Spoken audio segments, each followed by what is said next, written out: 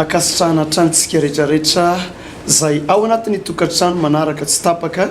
anyity fianarana baiboly ity amin'ny alalana izao fahita lavitra izao. Faly izay manona fahasoavan'Andriamanitra sy ny fiadanana Jesosy Kristy anjaka sy anapaka ao anatin'ny tokantranonao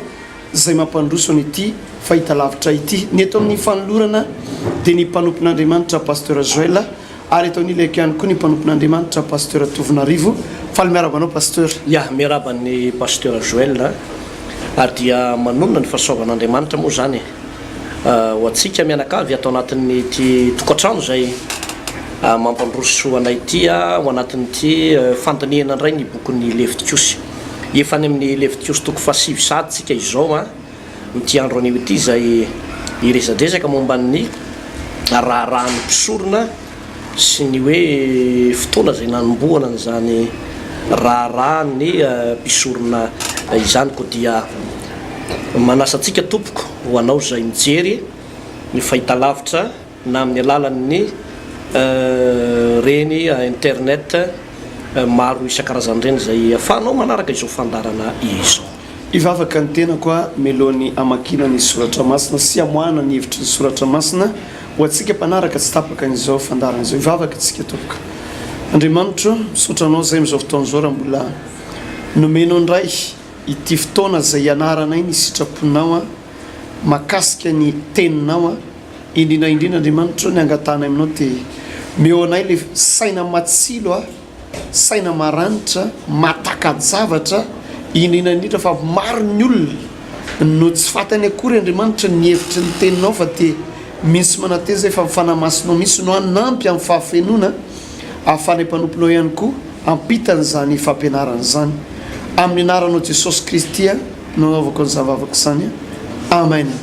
Eny ary ovakiko avy hatrany ny soratra masina. Raha misy baiboly ao anatin'ny tokantrano dia tsara ihany tsika miaraka mamaky sy mandinika ary mianatra an'izao tenin'Andriamanitra zao. Levitikosy toko 7 dia rahantsika amin'ny andinin'ny voalohany ka hatrany amin'ny farany mivaky toy izao soramandry amin'ny anaran'i Jesosy. Ny nanomboan'ny Arona sy ny zanany ny raharahany. Andininy voalohany. Ary tamin'ny andro fahavalo Mosesy dia napaka ny Arona sy ny zanany ary ny lolon'ny Israely. Dia hoy izy tamin'ny Arona: maka omby kely ho anao atao fanatitra noho ny ota sy ondry lahy ho fanatitra dorana izay samy tsy misy kilema ka atero eo anatrehan'i Jehovah. Ary ny zanak'Israely dia lazao hoe maka osy lahy atao fanatitra noho ny ota sy omby kely ary zanak'ondry izay samy iray taona sady samy tsy misy kilema atao fanatitra dorana ary omby sy ondry lahy atao fanatim-pihavanana ho vonona ho fanatitra eo anatrehan'i Jehovah ary fanatitra hoanina voaharo diloilo fa anio no isehoan'i Jehovah aminareo. Andininy 15 dia nitondra izay nandidiny Mosesy azy ho eo anolohan'ny tranon'ilay fionana izy ary ny fiangonana rehetra nanatony ka nijanona teo anatrehan'i Jehovah. Ary hoy Mosesy: izao no zavatra zay nandidiny Jehovah koa ataovinareo dia iseho aminareo ny voninahitry Jehovah. Ny andininy 12 pasteur. Andininy 12. Ary Arona nanandratra ny tanany manandrify ny olona ka nitsodrano azy dia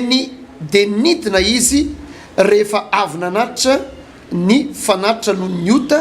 sy fanatitra dorana ary ny fanatim-pihavanana. Ary Mosesy sy Arona niditra tao amin'ny tranon'ilay fionana dia nivoaka ka nitsodrano ny olona ary ny voninahitry Jehovah niseho tamin'ny olona rehetra ary nisy afo nivoaka avy teo anatrehan'i Jehovah ka nandevona ny fanatitra dorana sy ny saborany teo ambonin'ny altara ary no nitan'ny olona rehetra zany dia nioby izy sady niankohaka. Eny tompoko isaorantsika moa zany ny tompo manomeny zany taridalana mahafinaritra izany. Tamin'ny lesona omaly dia niresakitsika ho anao zay natadidy tsara teto amin'ity fahitalavitra sonjabe ity dia niresaka mahakasika an'izany atao hoe fanokanana ny mpisorona izany. Hosorana ny mpisorona dia misy ny atao hoe fanatom-panokanana zay mihitsy any no voalazan'ny Levitikosy toko 19 ary rehefa voatokana ilay olona dia mandray an'izay ositra izay izy eo anatrehan'Andriamanitra izany zany hoe aseho apabe maso teo anatrehan'ny zanak'Israely ny Arona sy ny zanany hoe ireto ny mpisorona dia no azavaina tao anatin'izany pasteur Joël ny hoe ny andraikitry ny mpisorona dia tsy azon'ny olona anankiray idirana mihitsy raha tsy voaositra lay olona tsy misy olona afaka isongona ny Arona sy ny taranany mihitsy teo amin'ny zanak'Israely hoe zay koranga mba ho mpisorona kanefa tsy voatokana na tsy novidian'Andriamanitra ho amin'izay toerana izay dia raha jerentsika ohatra tamin'ny teo amin'ny toerana nisy an'i Mosesy indray dia ny Mosesy dia nataon'Andriamanitra ho leader teo amin'ny zanak'Israely iray manontolo i Mosesy nanana ositra mampitarika firenena azy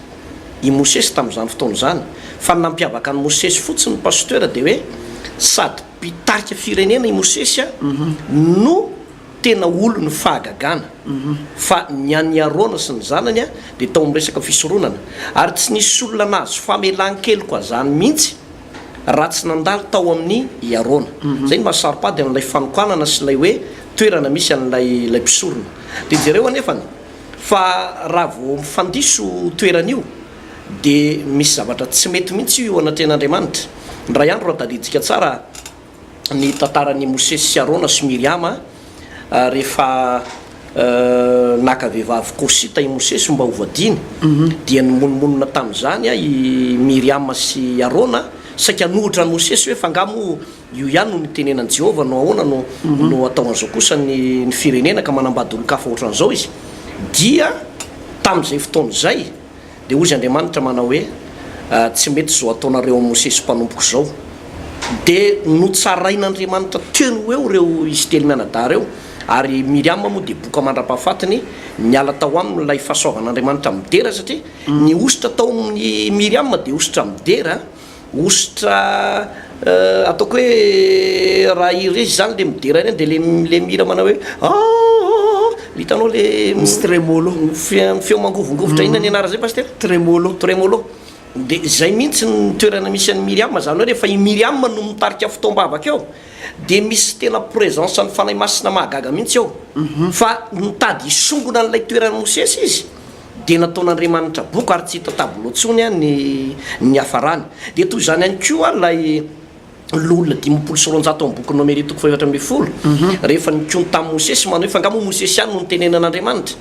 dia ozy Andriamanitra manao hoe ho aseho eto anatrehako izay hokasitrana androany nisy lehilahy anankitelo to ikora datana Birama miaraka tamin'ny olona 500 reo zay nidina velona anakany amin'ny fiainatsita ary ny vava ny tany ny telo azy ny soratra masina satria niditra tamin'ny andraikitra zay tsy nanosorana azy io eo anivon'ny fiangonana za dia mametraka foana ny hoe misy nataon'Andriamanitra ho tena ho leader ao anatin'ny fiangonana misy nataon'Andriamanitra ho choral ao anatin'ny fiangonana misy nataon'Andriamanitra ho mpanisa fanatitra ao anatin'ny fiangonana misy nataon'Andriamanitra ho mpanao délivrance ao anatin'ny fiangonana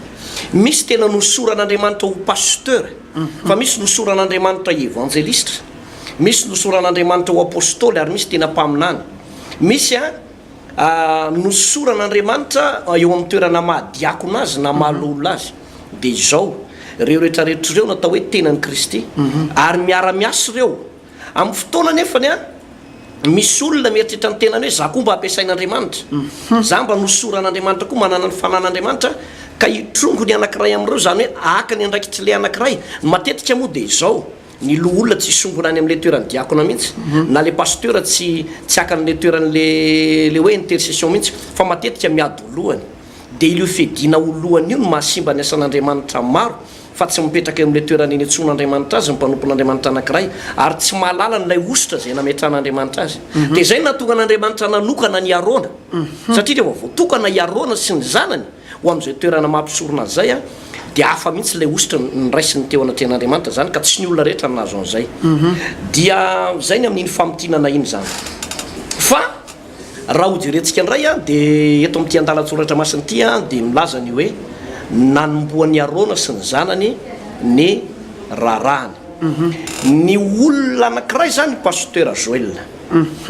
rehefa nosoran'Andriamanitra eo amin'ny toerana anankiray izy ohatra hoe nosoran'Andriamanitra mampisorona azy na nosoran'Andriamanitra amin'ny mahampanjaka azy na nosoran'Andriamanitra amin'ny mahaloa olona na mahadikona azy dia zay ositra izay a mitaky asa ary ny asa mitaky vokatra hoy Jesosy tsy ianareo no nifidy ahy fa izaho no nifidy anareo ka nanendra anareo mba handeha sy amo ary aretany vokatrareo jereo tsara fa nofidiana ny apôstôly nosorana ho apôstôly ny apôstôly mba hamo misy vo zany ao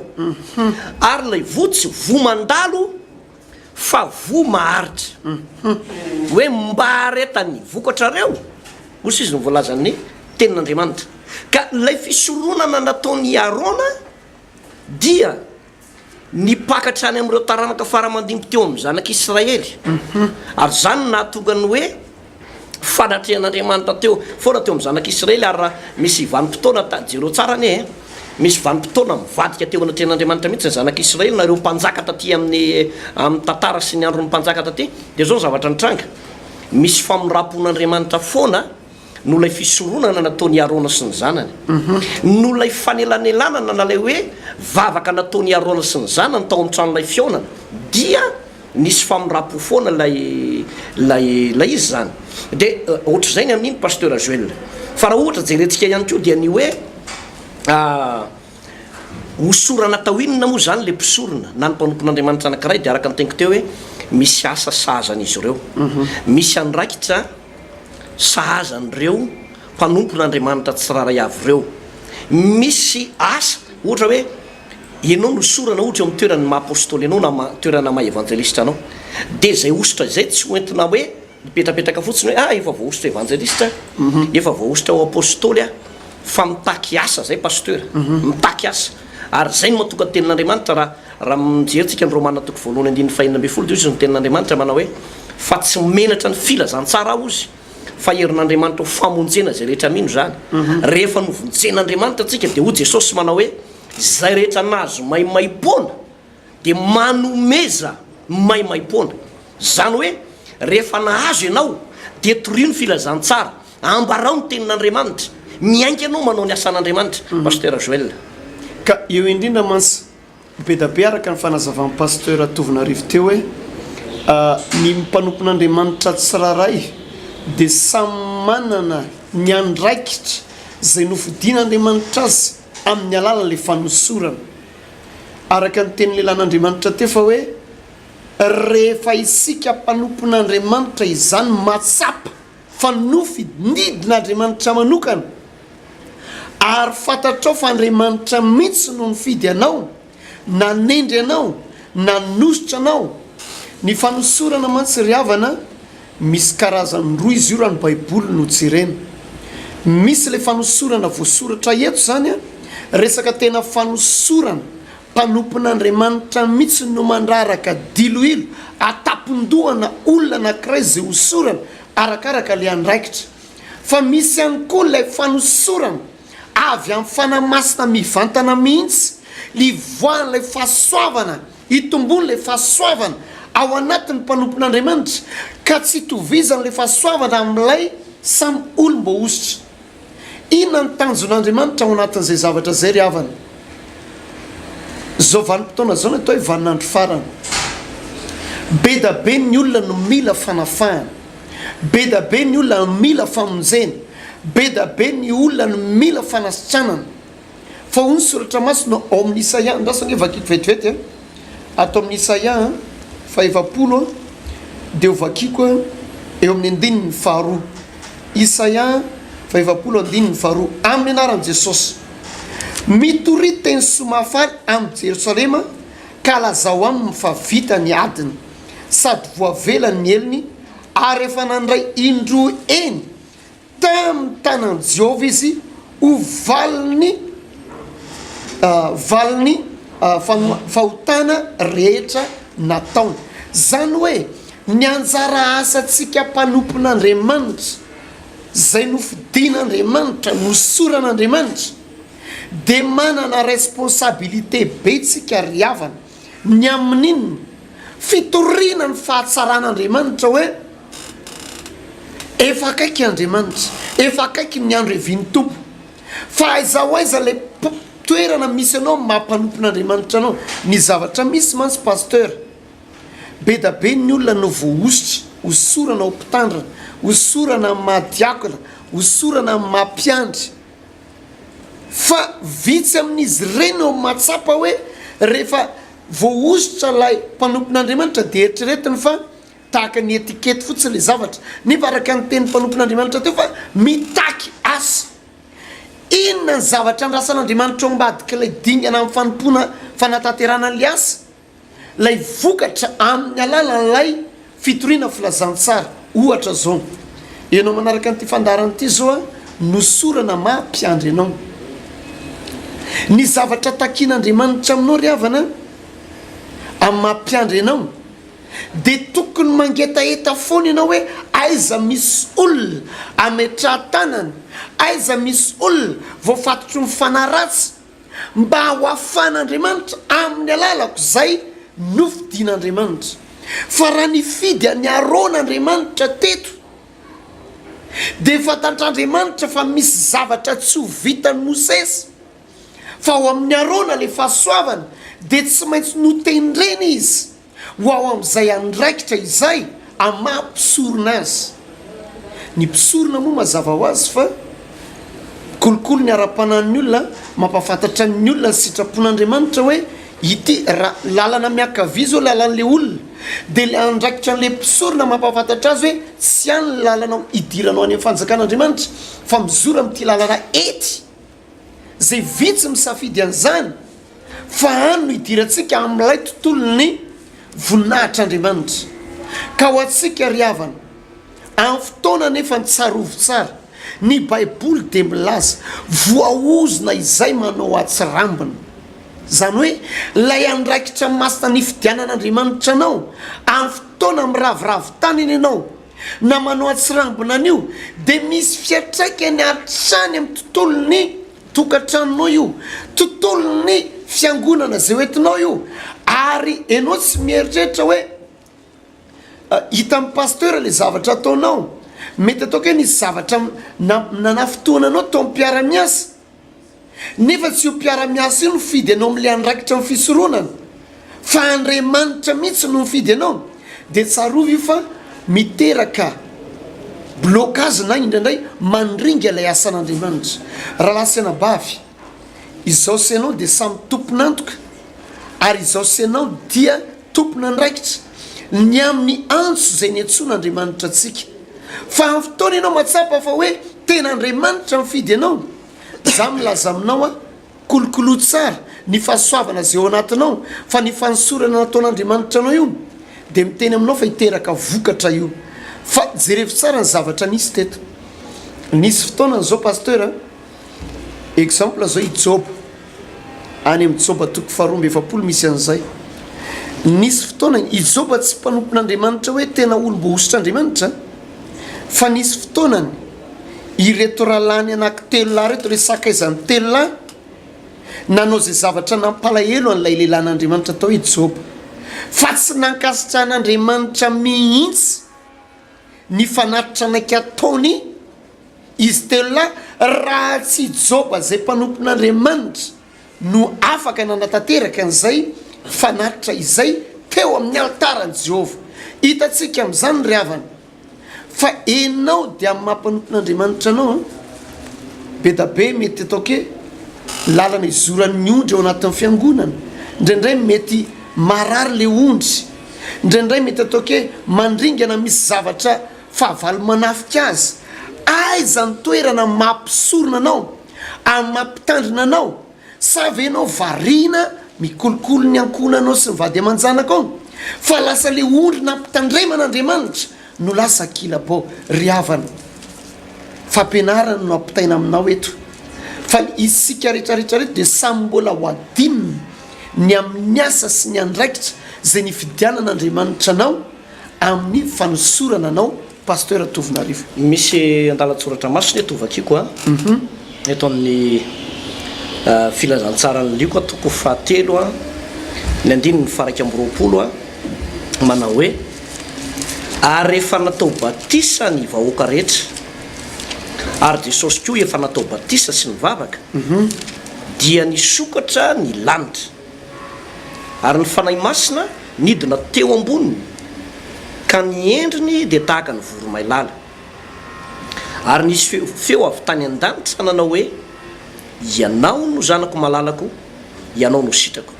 ny andiny fahatelo amby roapolo ary tokony ho efa 30 taona Jesosy raha vao nanomboka ny rarahany ary tokony efa 30 taona Jesosy raha vao nanomboka ny rarahany rehefa tonga Jesosy Kristy tompo nateraka izy dia rehefa nateraka ny tompo tsy dia hitany songadina loatra izy atreo amin'ny mankizy azy ka hatramin'ny 30 taonany marina fa misy asa be dehibe mety efa nataon'ny tompo fa ny tena fisehony amin'ny maha Kristy dikany hoe Kristy dia hoe voaositra azy dia nanomboka teto amin'ity batisa ity zany hoe teto amin'ny mahabatisa ny batisan'i Jesosy dia spesialy amin'ny batisan'i Jesosy teto satria zao ny batisan'i Jesosy dia fanosorana azy ho zanak'Andriamanitra fanosorana ho zanak'Andriamanitra dia taorianan'ilay batisa no ny teny ilay feo manao hoe ary ny fanahy masina ozy nidina teo amboniny tahaka ny voromalala dia ny teny ilay feo avy any an-danitra manao hoe ianao no zanako malalako ianao no sitrako nanomboka teo zany ny tena na Kristy azy na voaositra azy 30 taona teo eo izy tamin'ny fotoana io ary nanomboka teo ny asa zay nataon'ny tompo ina ny avatra tiako ampitaina zavatra tiako ampitaina dia hoe manana ny lanjany lehibe milohan'ny asa fanompona anankiray izay atao ny fandraisana ositra hoe ositra inona ny ao anatinao ositra maha-pasteur ve ositra maha-diakona ve ositra maha-mpiandro ve sa ositra tsy haiko hoe inona ny ositra tokony hosaza ao anao dia Andriamanitra no mifidy amin'izay fotoana izay ka ny olona anankiray misy olona mety misy vanim-potoana izy manao hoe za no pasteur mba za tsy mila ositra zany dia manandramany dia ho hitanao na hoe za no diakona dia tonga fotsiny araka dia diakona fotsiny tsotro zao na za tonga dia apôstôly fotsiny zao na za ranga tonga dia tononona fotsiny hoe archibishop fotsiny zao dia za dia milaza aminao hoe le anarana azonao entina fa le vokatra hoentina le izy tsy misy fiantraikany mihitsy tsisy fiantraikany ny anarana zany io azo entina foana hoe atao hoe iza ny anaranao mety atao prêtre ny anaranao mety atao zay anarana entinao na teny grika na teny hébreu na docteur fa lay ositra ao anatin'lay olona no compte pasteur ary ny olona anankiray ohatra hoe mitolo filazantsara dia fantatry ny devolo kio malala hoe ty olona ity manana ositra ty olona ity ary zany hoany natonga le hoe natokana mihitsy Arona sy ny zanany amin'ny mampisorona azy na ny fitafiany Arona sy ny zanany dia tsy mitovy amin'ny fitafian'ny olona rehetra fa fitafiana masina zero tsara raha nanaraka le vaky teny teo ianao eo amin'le Levitikosy toko fahasivy teo eo amin'ny andiny faharoa amby roapolo dia hoe ary Arona nanandratra ny tanany mananifiny olona ka nitsodrano azy zero tsara tsy ny olona rehetra no afaka mitsodrano atao anatin'ny Baiboly tsy ny olona rehetra fa na i Mosesy no mitsodrano na i Arona no mitsodrano marina fa misy ataoko hoe zokobe an'ireo mety zokobe any amin'ny taona fa ny olom-boaositra zany hoe raha tsorona amin'ny teny mahitsy mba azahoantsika azy dia hoe ny ray aman-dreny ara-panahy no afaka mitsodrano ny zanaka ara-panahy zay le izy tsy hoe ny mpino no hitsodrano ny ray aman-dreny ara-panahy fa ny ray aman-dreny ara-panahy no mitsodrano ny mpino fa ny azo mpino atao amin'ny ray aman-dreny ara-panahy dia firaritso hoe mirarisoa anareo ho tahin'Andriamanitra ny anareo amin'izao tsingery taona na terahanareo zao sy ny sisa fitsingerenany taona mariagenareo fitsingeronany taona nanosoranareo ohatran'izany firaritso fa ny mitsodrano dia ny olom-boositra na ny ray aman-dreny direo tsara ny hoe ohatra fotsiny zao mipetraka ho azy ohatra hoe maray aman-dreny aranofo a zany tsy mila fanokanana manokana hoe manomboka zao moa zany a dia izy mivady reto a no teraka ny reto ny azo hoanan-kenina ny zanako dia tsy mila tokana manokana hoe izy enina mianada reto moa zany zanaky paster atovy manomboka zao fa tena zanako fotsiny zao reo tsy mila fanokanana dia izao zany ho afaka mitsodrano an'ireo ny zanako tsy mitsodrano fa miraso dia mivavaka ho any ataony mba ho ela velony dady mba ho salama tsara mba homen'andriamanitra hery-tanjaka fa za dia mitsodrano ary za isan'andro dia mitsodrano ny zanako hoe ho tain'andriamanitra any ianareo anaka ho lasa lavitra any ianareo tsy voatery resaka aminy efa nao anaty tonombavaka any dia tsodrano rarakopana ohatraohatr'izay le izy zany hoe misy andraikitra zany lay ositra ao anatin'le olona ary samy maka ny toerany daholy ireo a olomba ositra rehetrarehetra reo zay le izy pasteur azotsika mpifandraisina ihany izy io a efa nyresahanao teo le hoe mahakasika an'le hoe fanomezam-pahasoavana ataony hoe mba jerentsika raha eo ambanomasinao ny romanina toko faharoamby folo romanina toko faharoamby folo a dia eo amin'ny andininy fahaefatra romanina toko faharoamby folo eo amin'ny andininy fahaefatra zao nivaky ny teny aminaran'i Jesosy fa toy ny ananantsika zavatra maro momba ny tena iray nefa tsy mitovy asa zay rehetra momba ny tena dia toy izany koa isika na dia maro azy dia tena iray ihany ao amin'ny Kristy ary samy miara-momba ny tena isika rehetra ary satria samy manana fanomezam-pahasoavana samy hafitsika araka ny fahasoavana zay nomenantsika raha faminaniana dia aoka atao sy ohatra ny atao araky ny ohatra ny finoana atao araky ny ohatra ny finoana raha fanompona amin'ny fiangonana dia aoka ho amin'ny fanompona raha mampianatra dia aoka ho amin'ny fampianarana raha mananatra dia aoka amin'ny fananarana izay manome dia aoka ho amin'ny fahatsora-po zay manapaka dia aoka ho amin'ny fahazotoana zay mamindra fo dia aoka ho amin'ny fifaliana dia toizantsika kely pasteur tamin'ny efesianina toko fahaefatra efesianina toko fahaefatra dia vakiko a eo amin'ny andininy fa raiky amby folo efesianina toko fahaefatra eo amin'ny andininy raiky amby folo amin'ny anaran'i Jesosy ary izy nanome ny sasany ho apôstôly ary ny sasany ho mpaminany ary ny sasany ho evanjelista ary ny sasany ho mpiandry sy mpampianatra ho fanatanterahana ny olona masina ho amin'ny asa fanompona amin'ny fiangonana ho amin'ny fampandrosoana ny tenin'ny Kristy zay fampandrosoana ny tenan'ny Kristy eto a dia mazava tsara reo andalatsoratra masina roa reo eto amin'ny efesiana toko fahaefatra ity moa dia hoe izy no nanome dika le hoe nanome dia hoe izy no nanendry na hoe izy no mifidy a ny sasany apôstôly ny sasany evanjelista ny sasany mpaminany ny sasany mpiandry ny sasany mpampianatra ny tanjona ozy dia zao ho fanatanterahana ny olona masina ho amin'ny asa fanompona ao amin'ny fiangonana zany hoe raha feno reo lista na karazana ministera ireo ao anatina fiangonana anankiray dia mandroso ny fiangonana pasteur mandroso ny fiangonana zany hoe misy mpampianatra ao misy evanjelista ao misy docteur ao misy apôstôly ao misy mpiandry ao sy ny maro samihafa dia lazaiko aminao samby olom-baositra daholo reo a fa tsy tokony hifanipaka velively mihitsy no anakitrireo ny fanomezam-pahasoavana tsy natao hifanipaka fa natao hifamena ona romanina toko faharoamby folo teo samy tena iray ao amin'ny Kristy tsika rehetrarehetra ho fanatanterahana ny fanompona ny Kristy tena iray ao amin'ny Kristy zany hoe ny fitambaran'ireo fanomezam-pahasoavana sy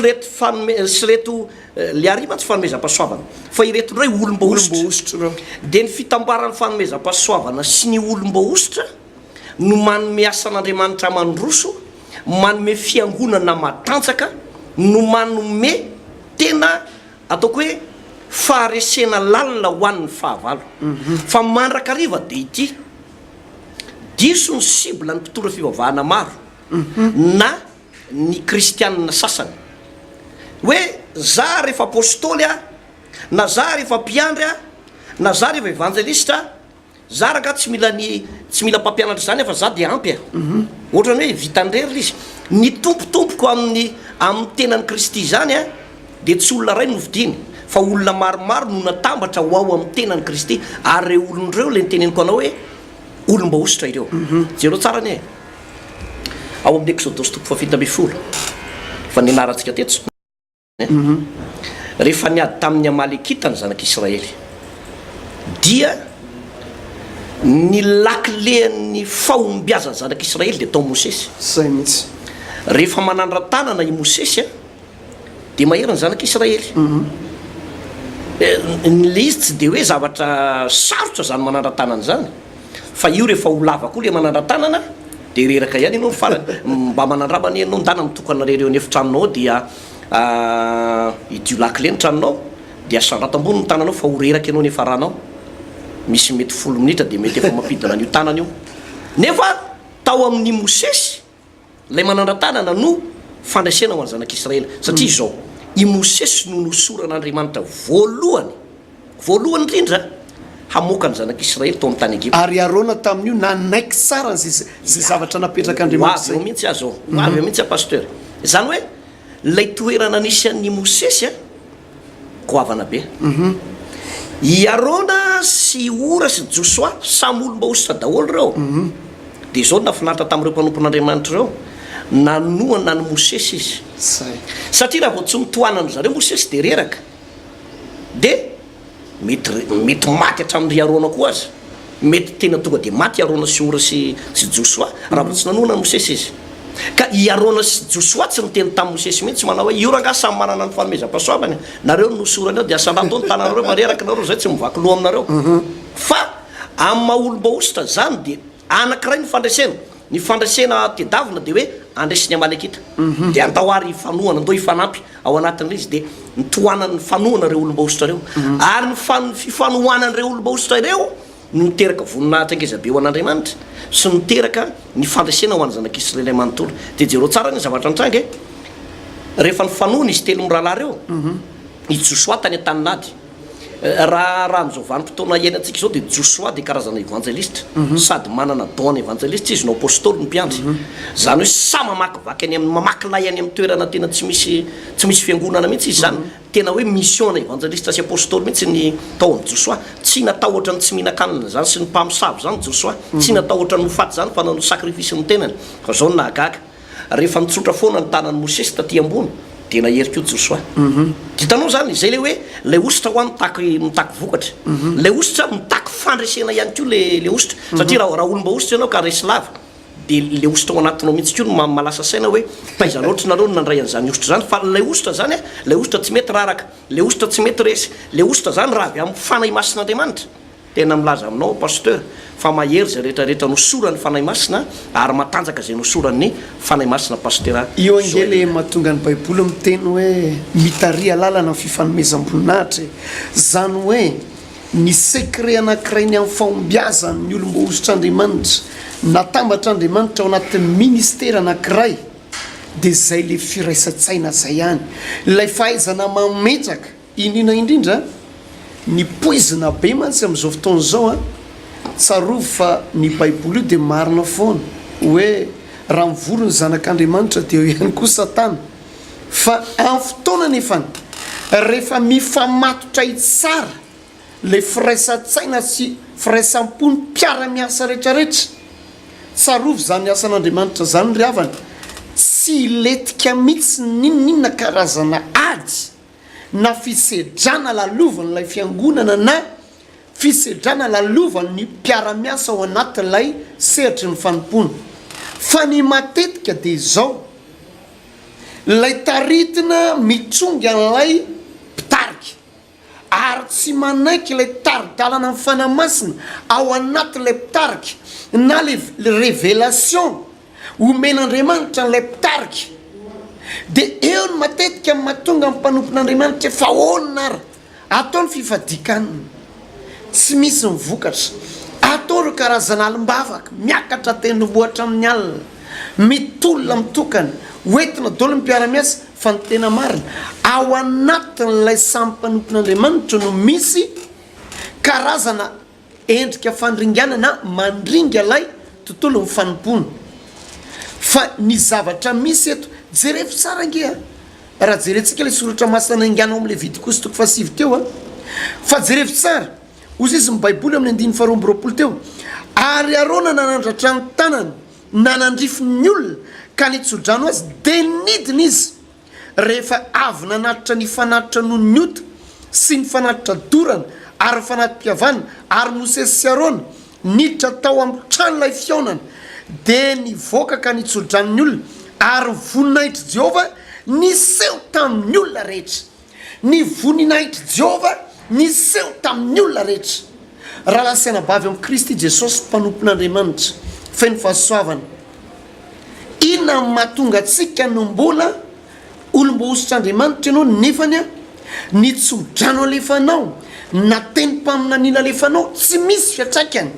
any amin'ilay olona sao raha lasaina bavy misy tsy firaisan-tsainao na misy karazana hoe io mpanompon'Andriamanitra io zao io mpanompon'Andriamanitra io araka le voalazan'ny lehilahin'Andriamanitra teo zay le nampiletika ny telena ny tany any kora sy tatana niletika velona tany amin'ny fiainatsika ka eto fampianarana ny anay ampitaina aminao amin'ny anaran'i Jesosy ny tanjon'i Jesosy Kristy raha nifidy atsika tsiraray avy reto isaky ministera misy atsika de zao voalohany indrindra ny amonjena n'izao tontolo zao hoe ampelantanan'Andriamanitra ny faharoa no zarazaraina samy manana ny azy le fanomezam-pahasoavana kanefa tena iray ihany eo amin'ny Kristy Jesosy zay de miezaka mandrakariva mitondram-bavaka nizaniza manana fanomezam-pahasoavana nizaniza no soran'Andriamanitra ary tsy samy manao tsinitsinina n'izany na mamingavinga zany sanatriany vava fa faly izay raha toka mahomby ianao fa ny sekret riavana ho atsika zay mbola tarihana ao anatin'ny ministera apetrao amin'ny toeran'ilay olona zay nylazay ny baiboly fa nosoran'Andriamanitra natokan'Andriamanitra o leadership chrétien zay napetraka Andriamanitra amin'io fiangonana zay misy anao io fa na misy ara zavatra tsy mety ataony mpanompon'Andriamanitra hitanao de ny anjarantsika ny manohana azy ambavaka ny mitondram-bavaka azy mametraka azy eo ampelantanan'Andriamanitra fa an'Andriamanitra ny fitsarana an'Andriamanitra ny zavatra rehetrarehetra momba ny mpanompon'Andriamanitra io ka eto zany ao anatin'ny famaraparana ny tenin'Andriamanitra fianarana an'ity baiboly ity de io ny vokatra jerevy tsara fa tena lay tsodrano lefa ny lehilahin'Andriamanitra de naninona niteraka vokatra teo amin'ilay olona zay rehetra nanatrika azy zany hoe ny voninahitr'Andriamanitra zay tao amin'ny Jehovah Andriamanitra mihitsy de napetraka tao amin'ilay olom-boositra ary nisy fiatraikany any amin'ilay olona zay nandray azy tianao ve riavana zay manaraka n'ity fandaran'ity omban'Andriamanitra tianao ve ny ampahombiazan'Andriamanitra atsika tsiraray avy tianao ve ho tanteraka aminao ny tenin'Andriamanitra izao famantarana araka an'izay miny tsy misy hafa raha tsy mifaizantsika mametraka ilay olona voatokan'Andriamanitra atao hoe voaosotra pasteur Tovy zava-dehibe zay fampianarana izay samy mandanjalanja ny akamaroantsika rehetra dia samy manana amin'ny toerana tian'Andriamanitra ametrahana azy misy no soran'Andriamanitra araka ny teniko teo hoe manana an'ilay ositra maha-pasteur manana ositra maha-evangelista manana ositra tena mahampitarika mihitsy fa tsy ny olona rehetrarehetra no mitarika be dehibe ny olona manandrana nitarika fa rava foana le zavatra ataony satria lay ositra le fitarihana mihitsy ny tsy ao anatiny ao kanefa raha miara-miasa aman'olona indray izy de mahomby mahomby be satria zay le nanosoran'Andriamanitra azy ka ny tanjona de hoe tena ny Kristy ianao de ina ny fampandrosoana an'ilay tena ny Kristy raha vao tsy mahafantatra an'izany de miteraka fampitehana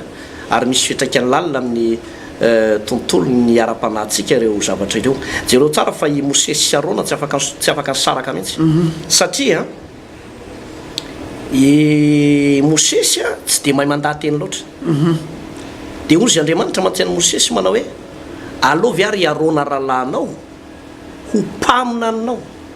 dia izy ny solo vavanao.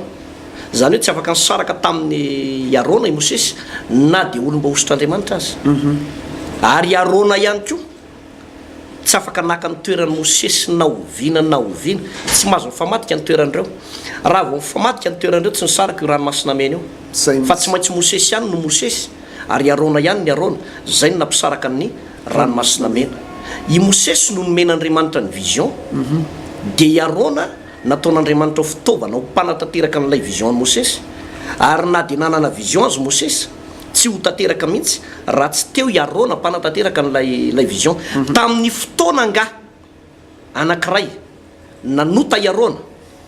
tamin'ilay nanao sampy niaraka tamin'ireo zanak'Israely dia nanomboka nientaka tsikelikely tao aminy amin'izay le mahositra lay ositra napetraka Andriamanitra tao amin'ny ary fotoana vitsy tao aorianan'io izy dia maty. Zany hoe lay ositra zany mampiala n'lay ositra na lay fanomezam-pahasoavana ao anatina mpanompon'Andriamanitra anankiray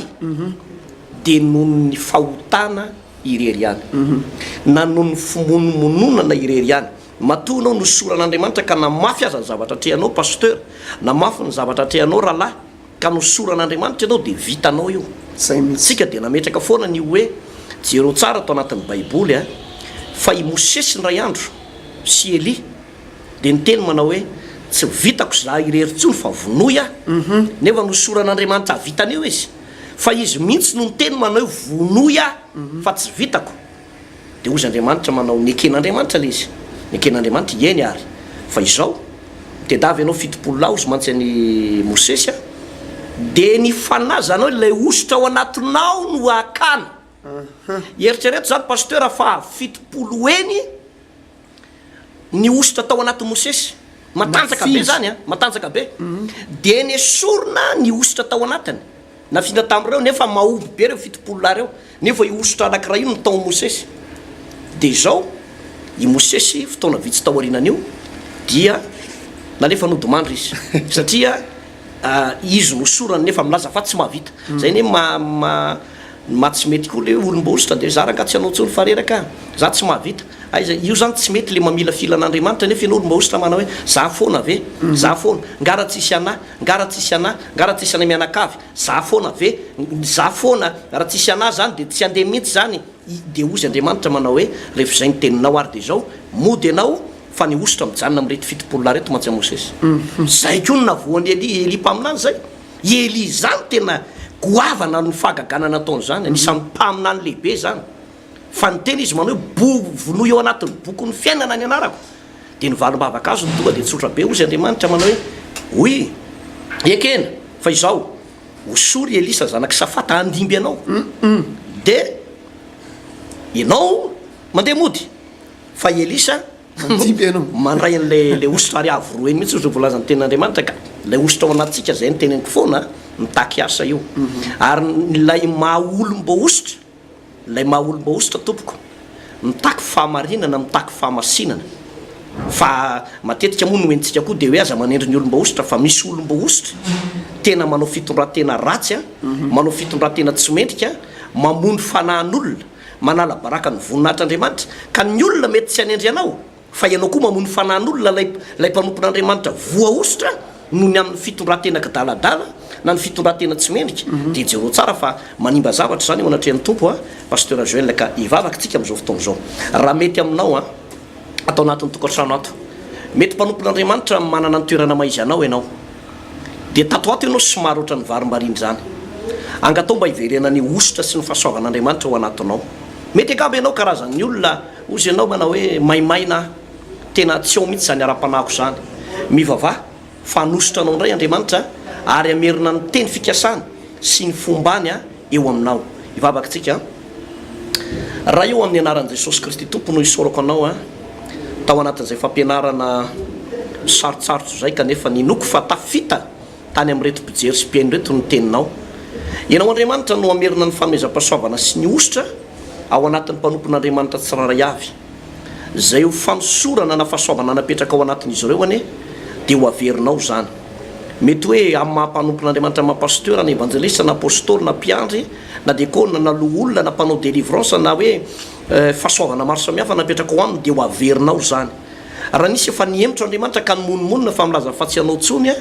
dia mifona aminao zay a avereno izy tompo a avereno ny fahasoavanao anatiny mety misy olona indray tafalatsaka ao anatin'ny teny manao hoe za foana ve nandrasana fangara tsy misy ana dia tsy ho vita io mamirafo amin'izany olona zany satria ny asanao a dia tsy mba ilaina olona mamila fila fa dia zany fanomezam-pahasoavana zany dia mitaky vokatra mitaky asa ary mitaky vokatra maharitra ihany koa mamirafo amin'ny mpanomponao rehetra mba hitombon'ny fahasoavan'andriamanitra ao anatin'ny reto mpanompon'andriamanitra ireto izany a amin'ny anaranao Jesosy Kristy a misaotra indrindra fanahy masino amen. dia izay indray ny fotoanantsika teto androany a raha mbola tsy togeny amin'ny raha ho lanitra Jesosy dia mitoizo fampianaran'izao rapitso a soava tsara amin'ny Kristy Jesosy mametraka veloma mandrapitafa aminao ko paster tahiny tompo daholo re tompoko.